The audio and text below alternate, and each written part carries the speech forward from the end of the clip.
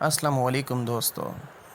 اویس کرنی رضی اللہ تعالیٰ عنہ کا تعلق یمن کے ایک علاقہ کرن سے تھا۔ کرن نامی گاؤں میں ایک قبیلہ مراد خان آباد تھا۔ آپ کی پیدائش اس قبیلے کے ایک شخص عامر کے گھر ہوئی تھی۔ حضرت اویس کرنی رضی اللہ تعالیٰ عنہ پیشے سے چرواہے تھے اور اونٹ چروایا کرتے تھے اور یہی ان کا ذریعہ معاش تھا۔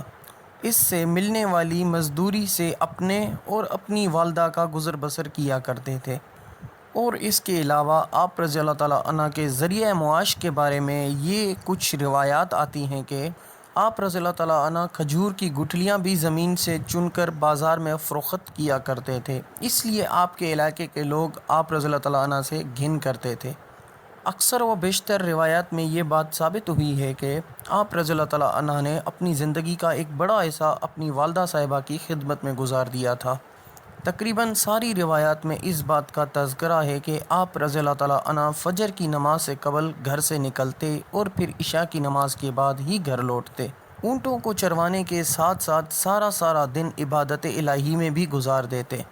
حضرت عمر رضی اللہ تعالیٰ عنہ سے روایت ہے کہ میں نے رسول اللہ صلی اللہ علیہ وآلہ وسلم کو فرماتے ہوئے سنا ہے کہ تابعین میں بہتر شخص وہ ہے جس کا نام اویس کرنی ہے، اس کی ایک ماں ہوگی اور اس کے بدن پر برس کا ایک نشان ہوگا، بس تم اس سے دعائے مغفرت کروانا۔ حضرت اویس کرنی رضی اللہ تعالیٰ عنہ کا حلیہ مبارک کچھ ایسا تھا، اس کا رنگ گندم کی طرح تھا، دونوں کندھوں کے درمیان کافی فاصلہ اور قد درمیانہ تھا، بائیں کندھے تلے برس کا سفید نشان تھا۔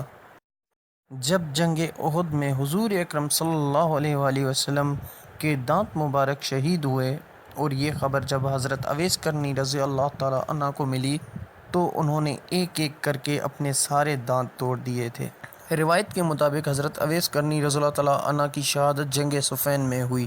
حضرت اویس کرنی رضی اللہ تعالیٰ عنہ کی آخری آرام گاہ کے بارے میں اب تک کوئی پختہ ثبوت نہیں ملا ہے کہ ان کی آخری آرام گاہ کہاں ہے، جبکہ کچھ مورخین کا ماننا ہے کہ ان کی آخری آرام گاہ رقہ سائریہ میں ہے، جبکہ کچھ کا ماننا ہے کہ ان کی آخری آرام گاہ عمان میں ہے، اور کچھ کہتے ہیں کہ ان کی آخری آرام گاہ پاکستان میں ہے، لیکن ان کی آخری آرام گاہ کے بارے میں کوئی پختہ ثبوت ابھی تک نہیں ملا ہے۔ اگر آپ کو یہ ویڈیو پسند آئی ہے تو پلیز شیئر کریں اور اس چینل کو سبسکرائب کریں اور لائک کریں۔